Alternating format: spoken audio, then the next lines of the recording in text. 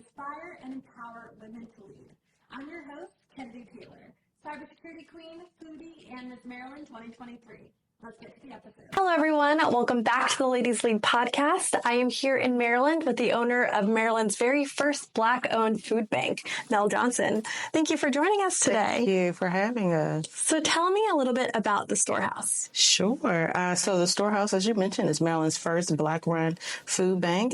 Since its inception, we've served about 23,000 families in the DMV area. Wow. Yes. Also funded. No loans, no grants, just the hard work and dedication of our volunteers and the work that we have here. That's amazing, being, of course, a woman of color who grew up here. So tell me a little bit about what inspired you to start the food bank. Sure. If I'm honest, it was God, right? I'm a believer, and I'm firmly a believer in what God tells us to do and being an advocate of doing just that, right? And so God gave me that. I'm also a 14-year stroke survivor, and so heart health is really important to me, and I wanted our people to have access to really fresh goods. So that's what we do here. Wow. And how do you do that? How do you find fresh goods and decide what goes in the StoreHouse? Now we've built relationships with farmers. So I travel pretty much up to Pennsylvania to get some of the goods that we serve to our communities, right? It's really been building relationships with folks that have access to large quantities of fresh goods. So our farmers are mainly the choice. Wow. Are you from here? I am. Born and raised in Prince George's County. Been here all my life. Went to school here. Yeah. I love that. And what were you doing before this? Oh, yeah. So my other life, I was a healthcare project manager for an HMO company, really large in the area. A lot of computer work, system implementation. But this is really what God has called me to do. Wow. Tell me a little bit about that transition, right? Working in corporate, choosing to really follow your faith and go ahead and pursue a dream of yours. Yes. How did you do that? I think a lot of women are struggling with being able to let go and move into their passion. Yeah, absolutely. This was a big jump for me. One, God was telling me while I was there, because I like nice things. I like bags and I like travel and I had a 6-figure income, all of those things, right? But what I didn't have was purpose. And so I was laid off, sad experience, but it gave me an opportunity to really do this and define what it was that I was called to do. Wow. I haven't been back. That's amazing. So did you go to church? Like, where do you think that you identified that this was your path? Simply, yes, church, relationships. My father was a pastor, but really developing a relationship with Christ so that I could hear what my responsibility was and to act on it. I love that so much. Thank you. Amazing. Okay. Yes. And where do you see the StoreHouse going? Yes, I'm super excited. My goal this year is to serve 1 million pounds of food to the community. We're at about 750,000 pounds of food already. So I'm hoping. Oh my goodness! You said it so casually. Yes, we've done a lot of work. Really cool things. We've also launched a location in South Carolina, and the goal is really spreading this love across the country. I want other storehouses all across this country where people are getting the service they need, especially with empathy and love. That's what makes us different. And why South Carolina? It was where to go next. Really? Yeah. I understand that you're Black run, but you would service everyone who needs it in the community. Absolutely. We're starting to see a transition in the population that we serve. But yes, the doors of the StoreHouse are open to everyone. That makes me so happy. And how do people volunteer, and how do you choose those specific volunteers? Sure. So we do a volunteer database. We accept reservations. Well, not reservations, but you get a chance to select from our website what day you want to come, what position you'd like to serve. All that's available online. Okay. And do you have full-time employees as well? No, we are 100% volunteer ran. Wow. Yes. You are the full-time employee. Yes. I am that.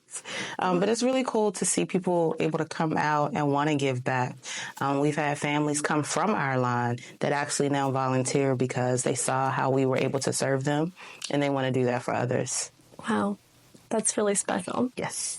So talk to me a little bit about being a female CEO, right?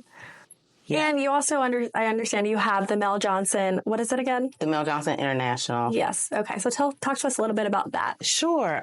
So first, being a woman CEO, especially in this field, I don't look like everyone else, right? I'm Black, I'm a woman, and this area is really dominated by white men. So having Faith is helpful to me to keep me guarded, having a family support, and being resilient, right? I know that I'm called to this and I will stop at nothing to get it done. What was the second question again? What is the Mel Johnson International? Yes. The Mel Johnson International is kind of the safe haven for all of this work to be done. So from programming to establishing relationships, we have a relationship and a school in Ghana, West Africa. So some of the work that we do here also supports those students there. So the Mel Johnson International is kind of like our covering, whereas the StoreHouse is the food bank experience. Got it. And you mentioned that you have a personal connection to Ghana, right? You have family members there? Absolutely, yes. We have a family. Our family's from Ghana, West Africa. We have a church in Ghana, West Africa. And we also do some work in Spain. So, wow. Yeah, we're definitely about making sure that people feel love everywhere. And how do you manage that, right? Do you travel to Ghana? Do you travel to Spain to help execute some of these projects? Not exactly. So my brothers and sisters help manage that component for us. We have a WhatsApp chat that's super popular, and they have their assignment. Thank goodness for your family members helping out. Absolutely. I love them. We couldn't do without them. And then what about your family here? Are you married? Do you have children, if you don't mind me asking? Absolutely. My family, I love my babies. So yes, I am married to my wonderful sweetheart, Levi. I have 2 children. My daughter is dancing. My son plays a cello. And they're full-time volunteers here. Really? Yes. It's cool, though. You know, the kids get a chance to see what it's like to really give back and serve. Mm-hmm. And their friends want to come because they know Auntie Mel is going to order pizza. It's going to be a whole experience. I want to come, too. Yes. Yes, but they get a chance to see people, you know, everyday life just really needing some support and how we serve them, how we love on them. Mm-hmm. I think it's helpful to them as well. Very special. Thank you. And thinking about you giving up your corporate life and moving into this, do you think your family noticed a difference at all in you or even just your time at home? Yeah, I'm available more. Funny enough, I'm busy, but I'm able to do more with my kids. So I'm able to be in the PTA. I'm able to come and go and support them, games and things of that nature. But then there's balance too, right? So sometimes I'm working on Saturdays or I'm working on a Sunday. But keeping them involved is helpful.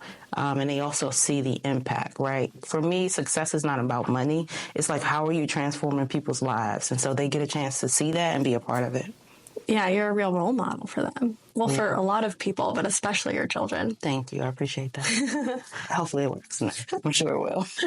Do you know what state might be next beyond South Carolina? So I've been looking at D.C., but that's not really different, right? There are some thoughts. New York. Yeah? Oh, New York is a big one. Yeah. For sure. Definitely. Why don't you think D.C. is different? There's a lot of work being done in D.C. It's just my navigation, figuring it out, right? How to get in. But it's on the list. Good. Well, we will stay tuned so we can support you in that. Absolutely. Thank you. I appreciate that. How do you manage your mental health? Just thinking about how May is Mental Health Awareness Month, right? You are a CEO, you have a family, you have a lot going on. You have an event after this. So tell me how you're able to have you time and manage your own mental health. It's really taking it. I actually have a reminder on my phone. I was born on April 5th. So every day at 4:05 p.m. is my time. I don't care if I'm on a call. I don't care. I mean, of course, if we're having an emergency, we deal. But I'm intentional about taking that time. I like spas. I need that, right? So I intentionally pick that time to just celebrate myself, right? We're doing a really good job. We need those breaks. Absolutely. Do you notice a difference when you're actually able to take that time versus when you're not? Oh, yes. And then the people that are connected to me notice the difference too. So they want those Did you go to the spa lately? Yes. If you didn't, you need to go. No, but it's important, right? Like we all talk about not pouring from an empty cup, but it's real. You can't serve people if you're deflated, if you're not encouraged. And so having that time to deflect and then having that time to just really think and do things for me encourages me. And now I'm able to give and pour more. Absolutely.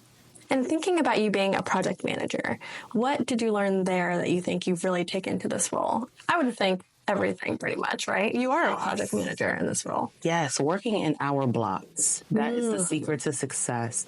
It all can't be done all day, but if I segment it and break it out, once I start, set my timer in an hour, move on to the next thing, I'm able to get so much more done.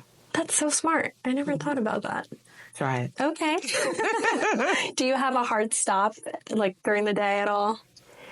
Not really a hard, well, yes, right, because I'm balancing motherhood, right? So by 3 o'clock, I'm normally gone, and I might pick back work up again at about 8. But my daughter has helped me to not overwork. So we've set reminders on Instagram and some of our social media posts to go silent so that I won't get the notification, so I won't be responding to people at midnight, right, to keep that balance. So I didn't know you could do that. I didn't eat these kids. Really? They know everything. I work in tech. I should know that. Yes, it's workable. Wow. Yes. Okay. How old's your daughter? 16. Wow. Yeah. Okay. Yeah. So she's starting to look at colleges and. Definitely. Yeah. She's a dance major at Duke Ellington. So, Wow. yeah. That's awesome. Yes. Okay. I went to school in DC, so I'm like, yay. Yes. Yes. She must be a good dancer. Yes. Yes. So just balancing what that looks like for them, right? And giving them a chance to do passion, right? And help people. That's cool. Yeah. Do you, just thinking about your daughter eventually going to college, choosing a career, do you think that you push, not just for your daughter, but for anyone, do you recommend pursuing a passion over, I don't know, a job that maybe is more stable? How do you find that balance so early on? Yeah, for me, it's going to be passion, right? I do think that passion can pay the bills, right? But I don't think that should be the focus, right? Again, my thing is impact. How are we helping people? How are we empowering people? And how are we transitioning their lives and making decisions based on that? It's, again, really special. Thank I you. feel like I'm trying to figure out that balance between passion and purpose. My job right now, I'm not sure if I'm feeling super fulfilled. So I love hearing this from you. Thank you. Yeah, don't talk to me about quitting a job. I'll definitely tell you to quit.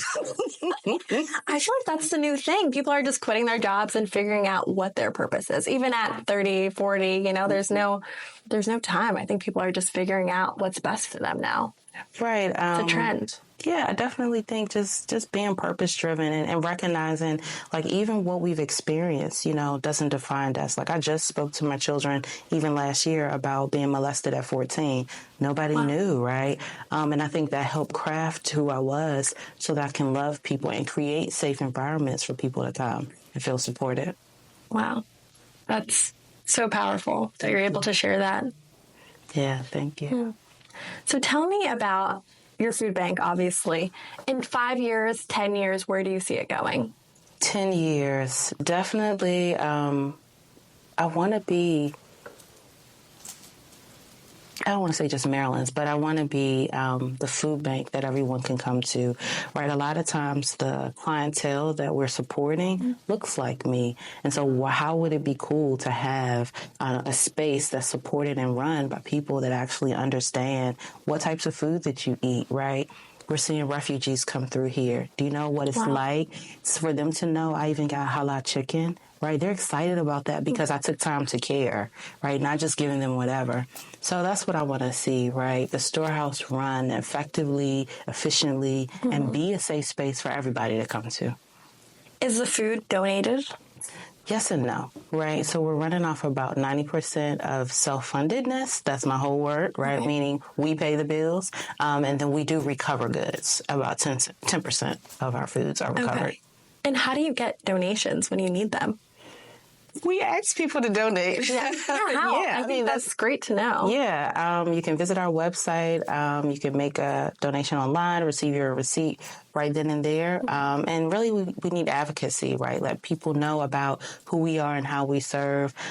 Each month, we serve about 2,000 families. Not a lot of people know that's happening right here in Lanham.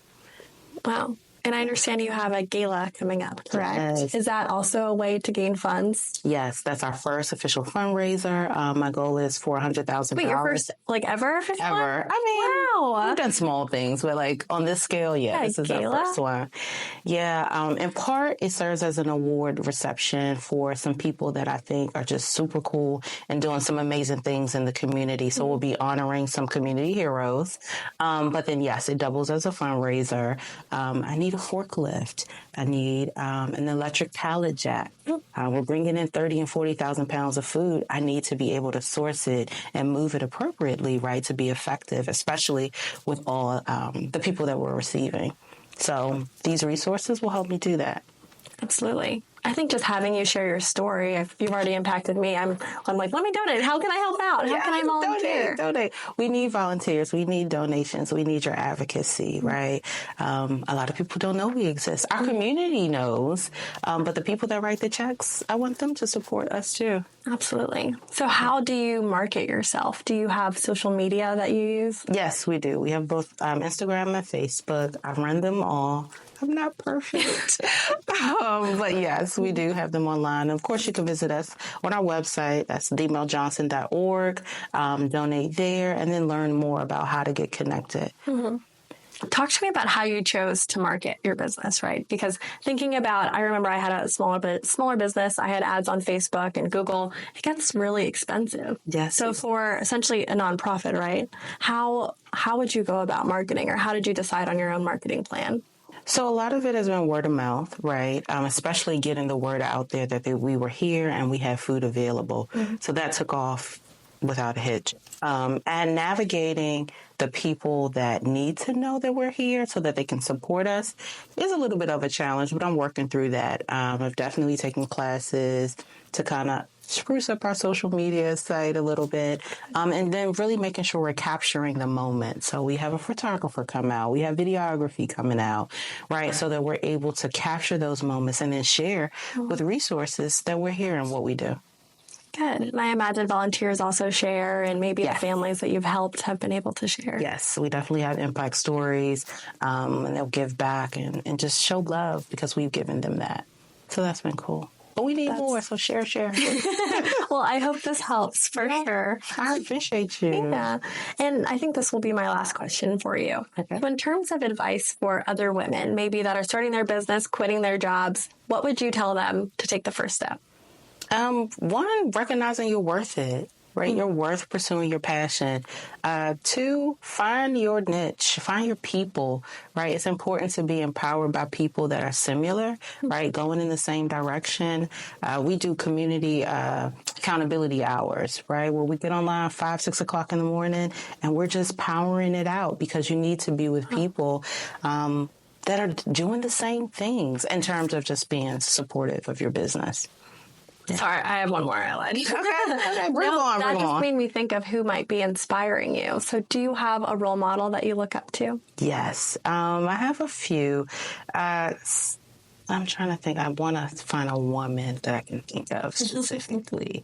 Yes, there are a few leaders in church spaces that are managing food pantries that I've been able to lean to for some support. So that's been really cool, too. What is it about those leaders you think that inspires you? Being tenacious and resilient, right? In this work, it's not money driven, right? It's impact based. So even if you just see the one story or see the baby or get an email back, that's what really lights up your day. I love that. Yeah. All right. How can we follow you and support you? Sure. I am the Mel Johnson on everything. Yes, that's the brand. I love it. And then, of course, our website is themeljohnson.org. Mm-hmm. Awesome. And is there a StoreHouse Instagram as well? The StoreHouse Instagram is TMJI StoreHouse on everything. Perfect. Yes. Well, thank you so much for your time. Looking forward to seeing you soon. Awesome. Thank you. Thank you for listening. If you enjoyed as much as I did, make sure you like, comment, and subscribe on YouTube or wherever you get your podcasts. See you Wednesday for a brand new episode.